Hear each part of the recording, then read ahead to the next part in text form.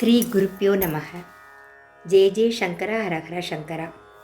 மகாபெரிவாளோட மகிமையை சொல்லிகிட்டே இருக்கலாம். தெலுங்கு சிறுவன் புரந்தர கேசவலுக்கு மோட்சம் தந்த மகாபெரிவா.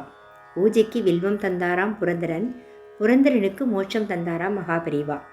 இது நான் படித்த ஒரு நிகழ்வு. அப்போது மகாபெரிவா ஆந்திர மாநிலத்தில் விஜய யாத்திரை மேற்கொண்டிருந்தாராம். அந்த சமயத்தில் பெரியவா ஒரு ஊர்லேருந்து இன்னொரு ஊருக்கு போயின்னு இருந்தாராம்.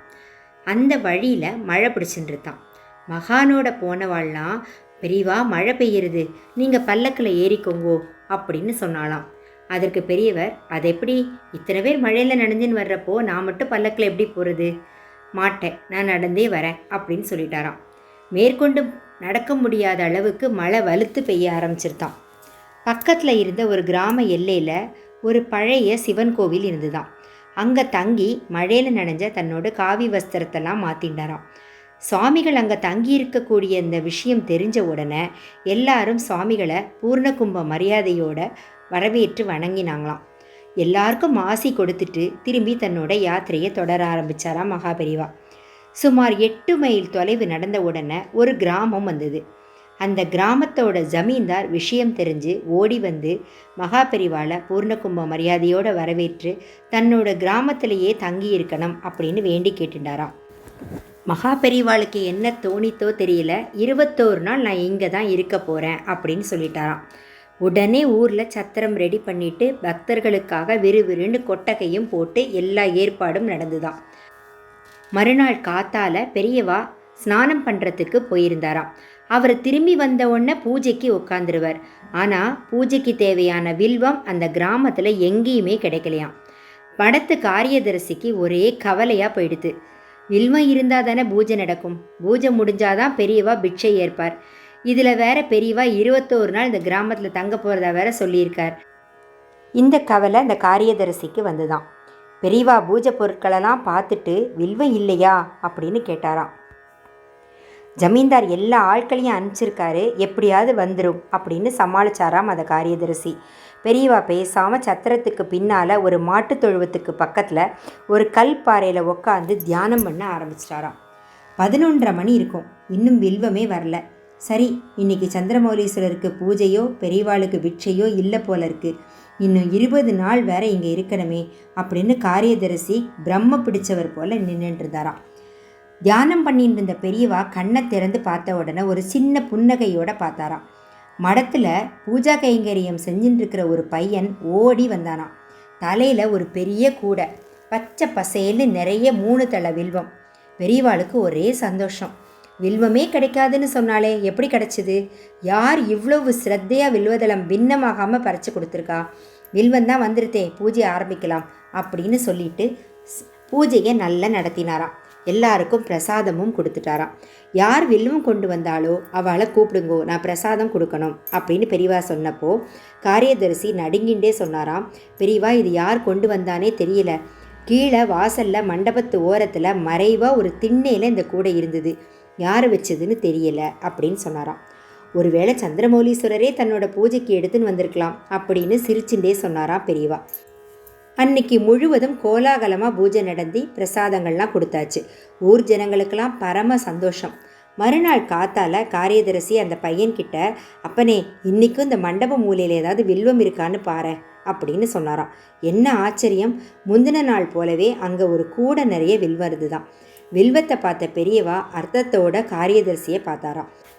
இன்றைக்கும் யாரோ கொண்டு வச்ச வில்வக்கூட தானே இது, யார் இப்படி ரகசியமாக கொண்டு வந்து வைக்கிறான்னு கண்டுபிடி, நாளைக்கு விடிய காலம்புற முதல்ல நீ அதை கண்காணிக்கணும், அந்த கொண்டு வைக்கிற ஆசாமியை கையோடு என்கிட்ட கூட்டிகிட்டு வரணும் அப்படின்னு மகாபெரிவா காரியதரிசிக்கு உத்தரவு போட்டாராம். மறுநாள் அதிகாலையிலேயே காரியதரிசி ஒரு மண்டபத்து ஓரம் மறைஞ்சுண்டு வில்வத்தை யார் கொண்டு வந்து வைக்கிறாங்க அப்படின்னு பார்த்துட்டு இருந்தாராம்.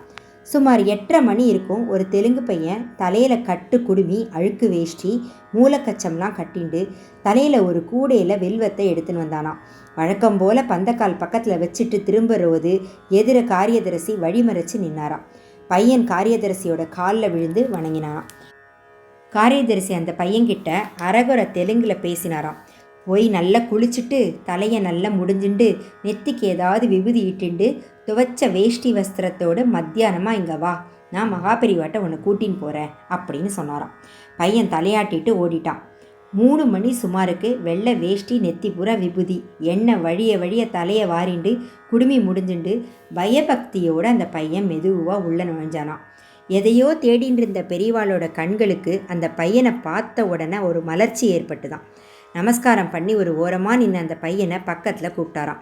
நீ யாரப்பா, உன்னோட பேர் என்ன அப்படின்னு கேட்டாராம். புரந்தரகேசவலுங்கய்யா அப்படின்னு சொன்னானாம் அந்த பையன். தமிழ் பேசுறியே எப்படி? ஐயா, எங்கள் அப்பா தாங்க சொல்லி கொடுத்தாரு. அம்மா 2 வயசுலேயே காலமாய் போயிட்டாங்க. நாங்கள்லாம் மதுரை பக்கம் உசிலம்பட்டியில் இருந்தோம். அப்பா பொழப்புக்காக இங்கே எனக்கு கூட்டின்னு வந்தார். என்னை கூட்டின்னு வரும்போது எனக்கு 6 வயசு. ஜமீனில் மாடு மேய்க்கிற வேலை. பள்ளிக்கூடமே நான் போகல. அப்பாவுக்கு பாட்டுன்னா உயிரையே விட்டுருவார். தியாகராஜசாமி பாட்டு, புரந்தரதாசர் பாட்டு எல்லாம் பாடுவார். எனக்கும் சொல்லி கொடுத்தாரு. இப்போ அவர் இல்லைங்க, 2 வருஷம் முன்னாடியே காலமாயிட்டார். நான் தான் இப்போ ஜமீனில் மாடு மேய்க்கிறேன். 12 வயசுங்க எனக்கு இப்போது அப்படின்னு மடமடன் சொன்னானா அந்த புரந்தரகேசவன். அது சரி, இந்த ஊரில் வில்வமே கிடையாதாமே, உனக்கு மட்டும் எப்படி எங்கே கிடச்சிது அப்படின்னு கேட்டாராம் பெரியவா. 4 கல் தாண்டி மலை அடிவாரத்தில் மாடு மேய்க்கிறது ஒரு தடவை எங்கள் அப்பா சொன்னார். இல்லை புரந்தரா, இதோ இருக்கு பாரு, இதுதான் 3 இலை மரம். இதுக்கு பேர் வில்வ மரம்னு சொல்லுவாங்க. சிவன் சாமிக்கு அதை போட்டு பூஜை பண்ணுவாங்க. ரொம்ப விசேஷமான மரம், விசேஷமான இலை அப்படின்னு எனக்கு சொல்லியிருக்காரு. 3 நாளைக்கு முன்னாடி சாமி மடத்துக்காரங்க கூட இலையை காட்டி கேட்டாங்க இது எங்கே கிடைக்கும்னு. மாடு மேய்க்கிறவன் கொடுத்தா பூஜை செய்ய வாங்க மாட்டாங்களோ அப்படின்னு எனக்கு ஒரு பயம். அதனால தான் நான் யாருக்கும் தெரியாமல் கூடையில் தினமும் கொண்டு இங்கே வச்சேன். சாமி சத்தியமுங்க, இது என்னை மன்னிச்சுக்கோங்க அப்படின்னு மன்னிப்பு கேட்டானாம் அந்த புரந்தரன். மகாபெரிவா அவனை கண்ணால் பரிபூர்ணமாக பார்த்துட்டே, புரந்தரகேசவா, உனக்கு எதுவும் வேணுமா, ஏதாவது ஆசை இருந்தால் சொல்லு, மடத்திலேயே நான் செய்ய சொல்கிறேன் அப்படின்னு சொன்னாராம். சிவசிவா, சாமி எங்கள் அப்பா ஏல புரந்தரா எதுக்கும் ஆசைப்படக்கூடாது அப்படின்னு சொல்லியிருக்காரு. எனக்கு 2 ஆசை இருக்குது. ஒன்றை நான் இப்போ சொல்லிடுறேன், இன்னொன்று சுவாமி இந்த ஊர்லேருந்து போகிற அன்னைக்கு நான் சொல்கிறேன் அப்படின்னு சொன்னாராம். கண்ணில் பலபலன்னு கண்ணீரோடு அவன் சொன்னதை கேட்டு மகாபெரிவா ரொம்ப பரிவோட, புரந்தரா உன்னோட முதல் ஆசையை இப்போ சொல்லு அப்படின்னு சொன்னாராம். அதுக்கு புரந்தரன் சொன்னானா, சாமி எங்கள் அப்பா எனக்கு புரந்தரதாசர், தியாகராஜர் பாட்டெல்லாம் கொஞ்சம் சொல்லி கொடுத்துருக்காரு.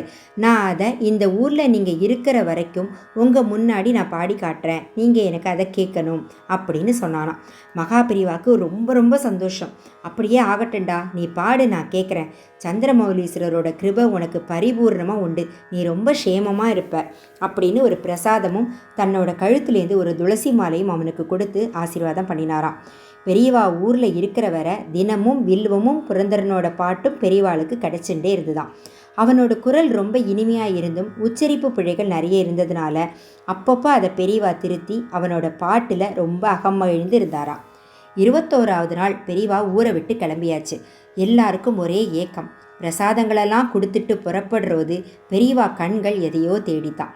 ஓரத்தில் கண்களில் நீரோட ஒரு கம்பத்தை கட்டி நின்றுதானா அந்த புரந்தரன். அவனை கையை காட்டி பக்கத்தில் கூப்பிட்டு, புரந்தரா உன்னோட 2வது ஆசையை இன்னைக்கு சொல்கிறேன்னு சொன்னியே, அது என்ன அப்படின்னு கேட்டாராம். சாமி, மாடு மேய்க்கிறச்ச நாங்கள் பேசிக்குவோம். எங்கள் அப்பா சொல்லுவார், இதை பாருறா புரந்தரா, நமக்கு சாமி கிட்ட ஒரே ஒரு ஆசை தான் நம்ம கேட்கணும். செத்துட்டோன்னா மோட்சம் வேணும், இது மட்டும்தான் நீ அவங்கிட்ட கேட்கணும் அப்படின்னு சொல்லியிருக்காரு.